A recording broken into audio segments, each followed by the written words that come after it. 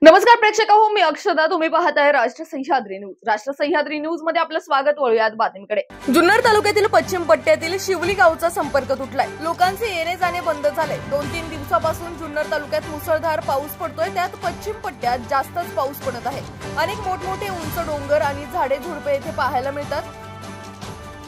पावसाळ्यात ह्या भागात अनेक पर्यटक मुंबई पुणे येथून फिरायला येत असतात. अशातच आता गावातील लोकांना जुन्नरला येता येणार नाही.